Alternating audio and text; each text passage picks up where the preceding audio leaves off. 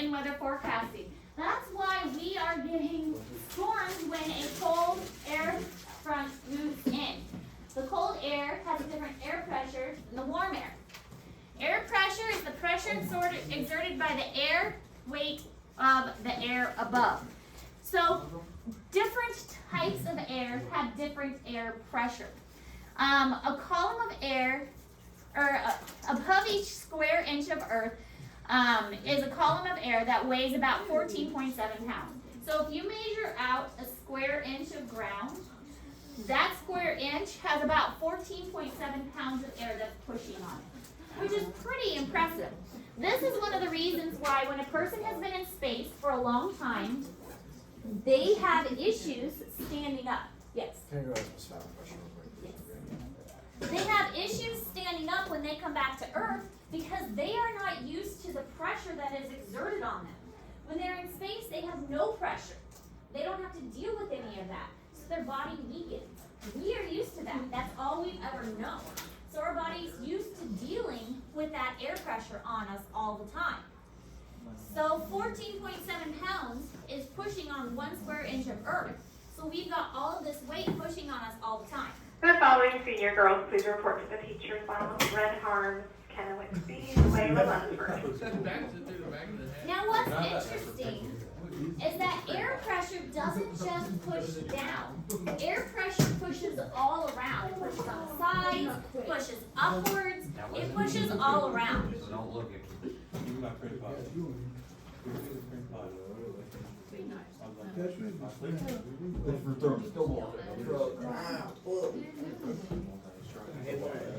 It wasn't me, it was them. Okay. Yeah, you heard me. What? Y'all just kissed me. Yeah. No, don't even start.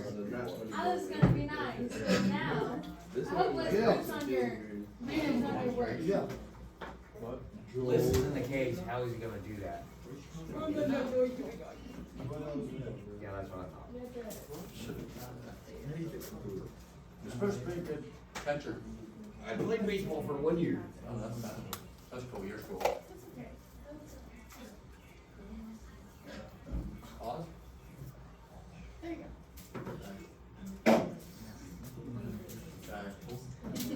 Oh.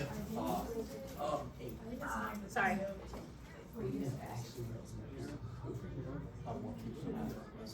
Yeah.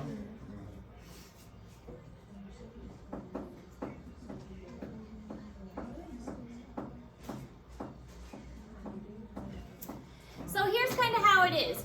If we've got, in the atmosphere, here's a person, about 15 pounds per square inch pressing down of air pressure. You can see that the Earth has a lot of air pressing down right close to the surface, but the higher you move up, the less air pressure there is because the air particles spread out. So the air particles are further out the farther away we get from the surface. So there's less air pressure.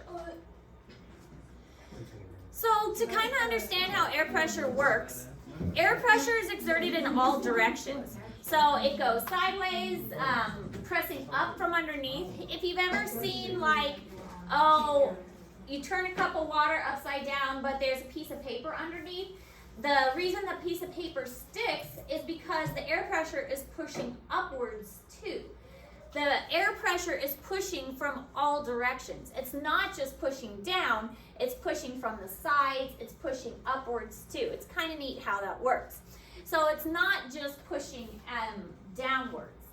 All directions is the way that the air pressure is pushing.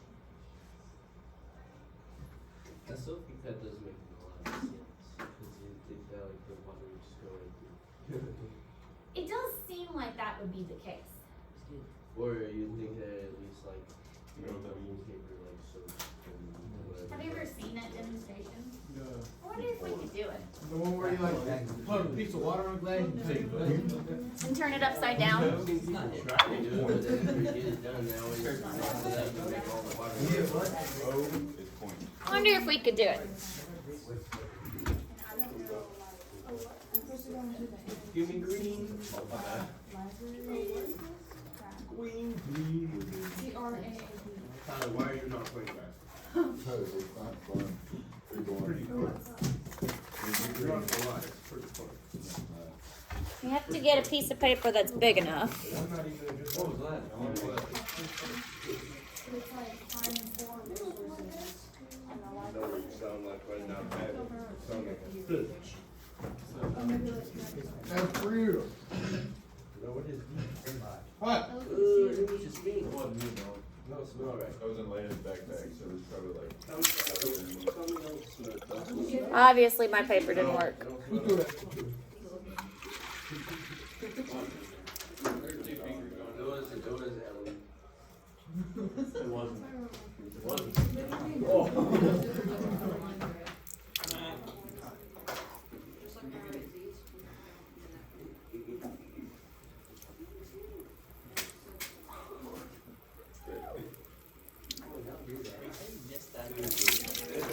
What if I tried a bigger paper?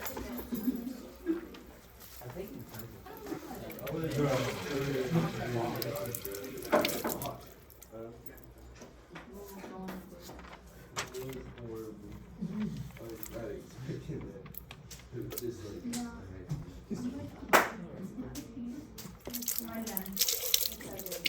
No, I can't get it to work. I think you need a little bit of a stronger paper.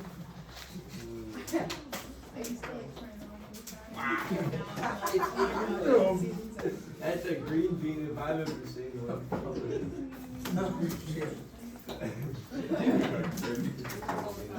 Why is it making sense? Everything flies. All right, so here's an example. Looking at all the atoms pressing down on the guy at the bottom, he's got a lot of pressure. And then we've got the atoms pressing down on the guy at the top. He doesn't have nearly as many atoms. So because all the atoms are down here, he's got more pressure on him. All right, so Earth doesn't heat equally. This causes pressure differences. Heat from the sun is the ultimate source of energy. Energy sources heat from the sun is the ultimate energy source for most wind. So wind is going to cause differences in it's going to cause the wind to blow. So as the air is heated up and as the wind is cooled down, it's going to cause the wind to blow differently. Because if you think about like a hot air balloon, hot air is going to rise, cool air falls. It's also why, like, if you have a basement, the cool air in your basement is usually cool. If you go into a cave is usually cooler. And the attic of a house is typically going to be hotter as well.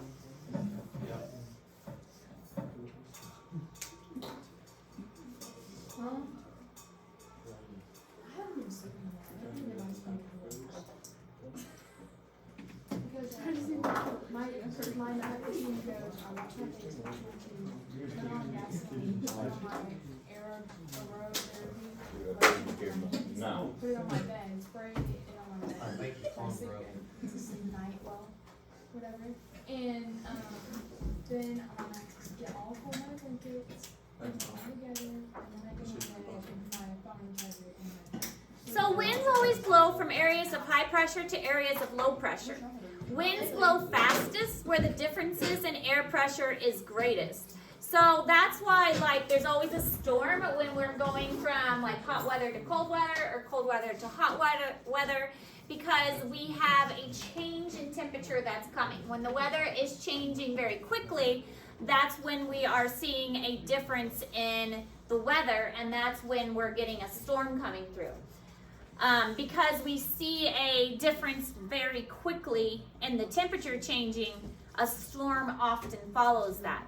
A lot of times we see these changes where water is involved, because water doesn't change temperature very often, and so that is going to cause since water stays stable and land doesn't, then that is going to cause a shift in the warming of the air.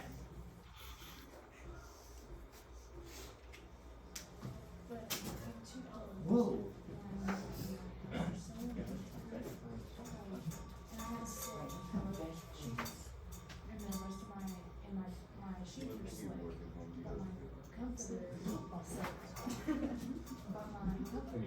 it's not. And I like silk sheets, you know, and pillowcases, you know. So I need to buy I don't know why they pillows wear for my bed.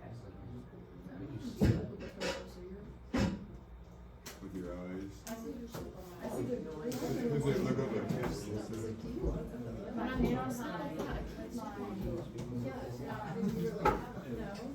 And then I was like, did I put them on my bed and like I put them on the side of me and I sleep on my pillow. I just can't sleep on my pillow. I asked Dylan.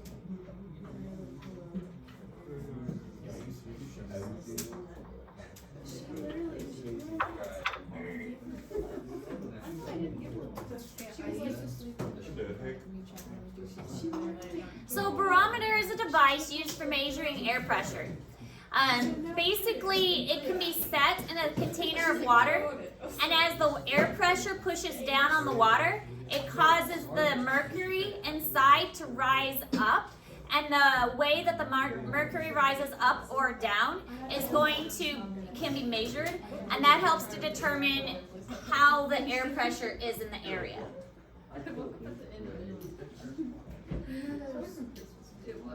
Torricelli was the one that invented this back in 1643. So pretty impressive that this was invented way back in the 1600s or 1700s.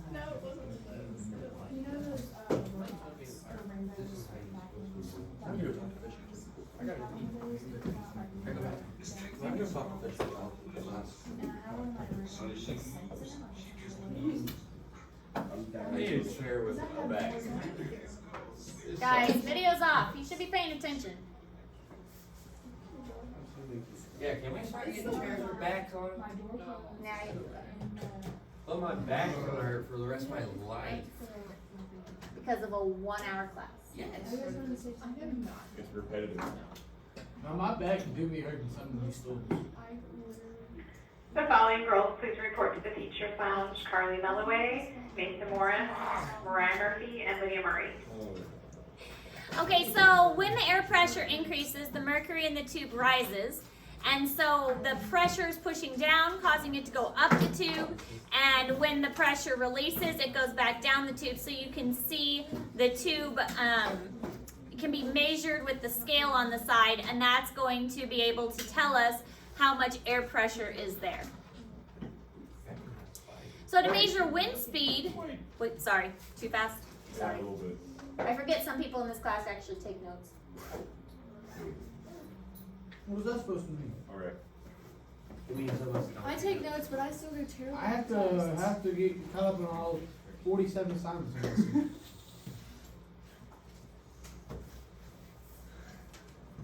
We have 47. 47 questions, something like that.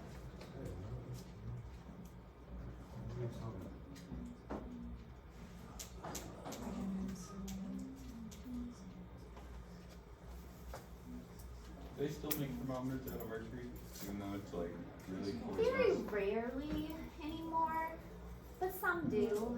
I remember the science teacher in middle school, actually, she had a ton of When is mercury, Thanksgiving? and it was really bad. Like her, like back kind of her closet was full of all chemicals. 26.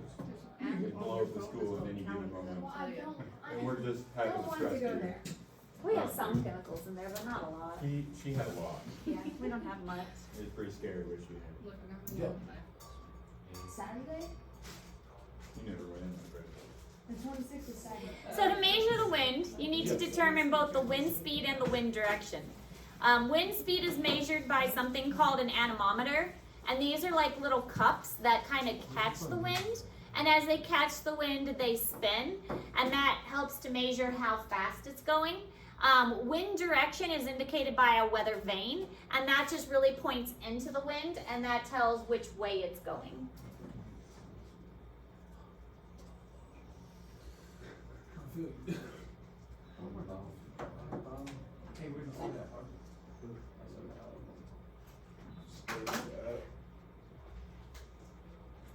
That's so powerful.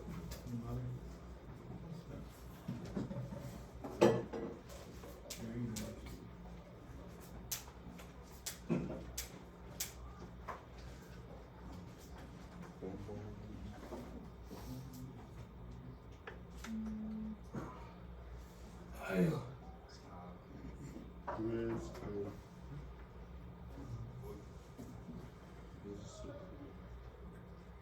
Come here, long chair tomorrow. Long chair. And just leave it here? Yeah, just pick it Right here, up. my spot. Just pick it up and keep bringing No, it. I'm gonna keep it right here, my spot. What are you I'll doing? get it. You're gonna be using it, man. You get a Hawaiian roll. Oh, I still have my coach. Grandma's, or Braden's grandma? Yeah. Right, like.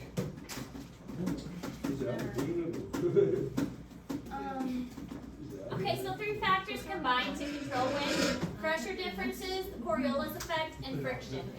So pressure differences, whether it's high pressure or low pressure. Coriolis effect has to deal with the earth spinning. And then the friction, like how it, the terrain of the earth, whether there's a hill or a mountain or substrate or a house or trees, things like that, like what it comes up against as the wind blows.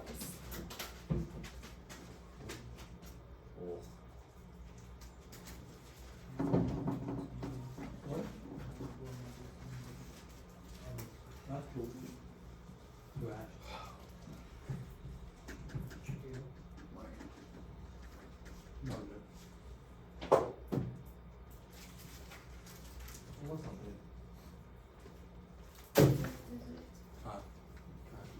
I want to drink this, you know. You wanna eat the sea monkey? My hand is hurting so bad. Probably make his own population. That'd be funny, wouldn't it? Huh? That'd be funny. Be a sea monkey moment. What would happen if you drank too much? They dissolve in your stomach acid.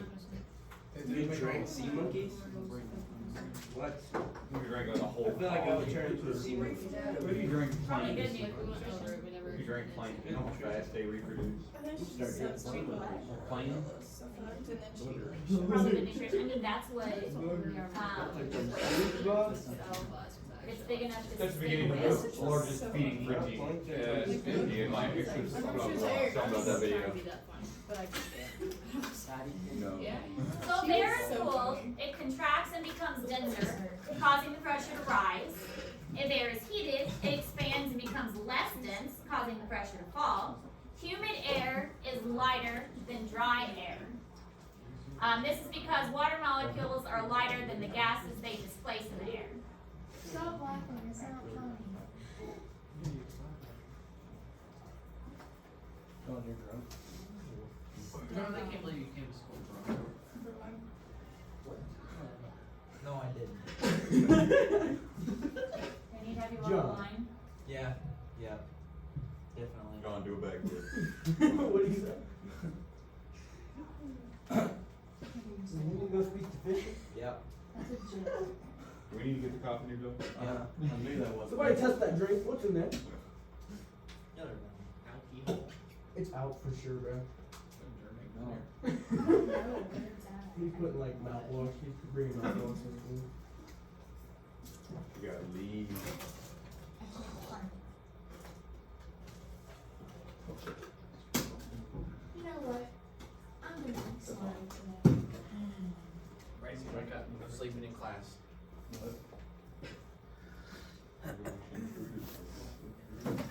Huh? It's your mom. Guard the door. We should take a sea monkey So out. isobars look kind of like a topographic map. Isobars are actually telling pressure. And so where the isobars are spaced closer together show a change in pressure over a small area. So that is where a storm is more likely to occur. So widely spaced isobars indicate like a gentle wind, but isobars that are close together indicate that there's going to be really strong wind. And so you can see here on this graph that they're really close together here, so this is going to be a strong directional wind, but they're really further apart here, so that's going to be kind of a gentle breeze.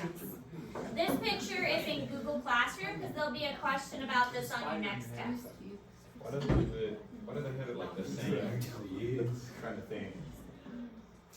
Something the same as like a topographic. Hey, Like bud. the same stuff. They're trying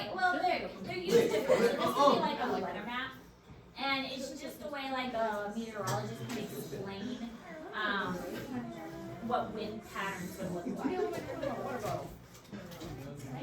Man, you look confused. So it's a way that weathermen can try and explain what wind patterns look like. And this is a way a storm would be traveling kind of thing. So isobars lines on a map that connect places of equal air pressure. So kind of like with the topographic map, it would connect areas of equal levels of Earth. Well, this connects equal air pressure. So pressure gradients are how the pressure changes are expressed. So everywhere that you see on that little map on the corner is equal air pressure. So where they are very close together, there's changes that are happening very quickly. So those areas would be like a more severe wind pattern and most likely be a storm coming there. But where it's very spread out, those places are probably having calm, gentle weather.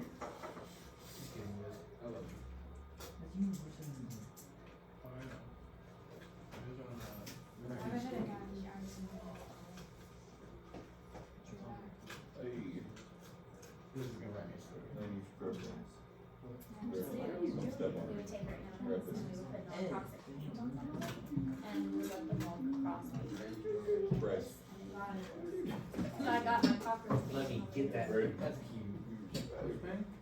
But in the back You should corner eat that against the spider, walls, Tyler. cockroach painting. Paint on the cockroaches and let That them one. cross. Dumbo is We did with the bearded dragons too. You just cover it? Just like their feet. Well, the cockroaches, yeah, we dip them in paint and like. What? It's gonna be animal cruelty. It's not toxic. Yeah, but it's Still animal. They break through their Drown. sides. Your, what's it called when you like, you're waterboarding them with paint? And not only that, but like cockroaches can go like a while without air, and just once they get air again, they just come back to life. Cockroaches are horrifying. Cause They can survive. we had like a box at my house where like they weren't getting air, and it was like for like 9 hours because we were at school all day, and we came home and we thought they were all dead, and we left the top off for like an hour, and then they just started moving again. You pet roaches? I think Liz. over there. Those aren't pet roaches. Those old roaches. Liz was like, all of these are dead, mom. Yeah, you should eat it. Not Liz, Alright, so, Liz. always, the force always travels from high pressure to low pressure. The closer the isobars, the higher the wind. Wide isobars equals weak wind, or light wind. Where'd you go? So again, like this area right here would be really fast wind. And this part would be like lighter wind. This part would have like very little wind altogether. Here's Richard. What was that like for? Look, I heard gagging noises. I Yeah, don't those- like gagging Those noises. roaches smell nasty. I don't like gagging. Gagging leads to vomit. Stop.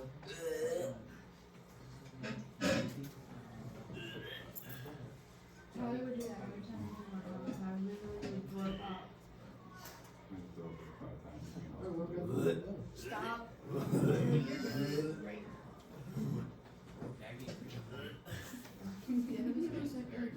It's not even that bad. Why is everybody scared by that? Most, Disgusting. most people are story about it. That's what you do when you Voice. throw up, boys.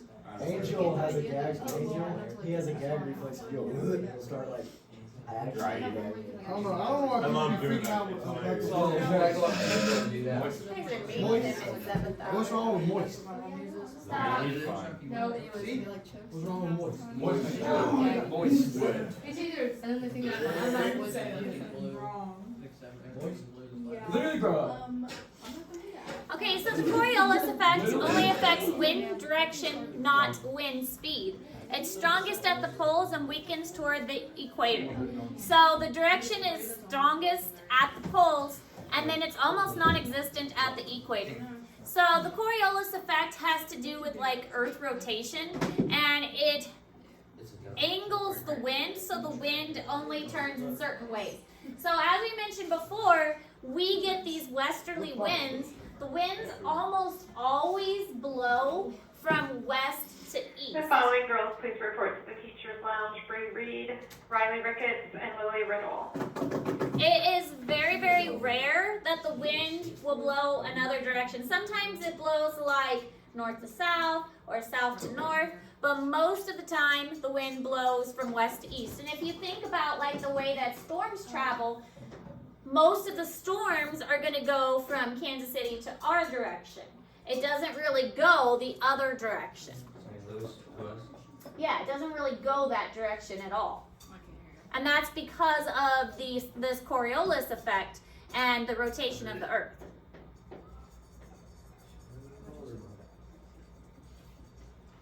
Too busy on my phone.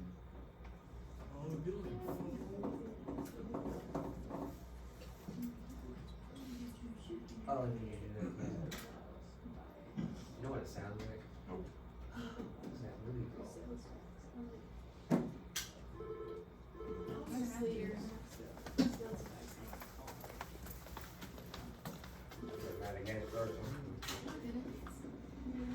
Not up on me. How much more do we got? A whole lot. We're almost done. We're almost done. Where were we? We're not gonna get done. Right there. Nope, we just. Okay, for this. Earth's rotation causes winds to curve right in the northern hemisphere to the left in the southern hemisphere. So again, it has to do with the rotation of the Earth. So it's rotating right in the northern hemisphere to left in the southern hemisphere.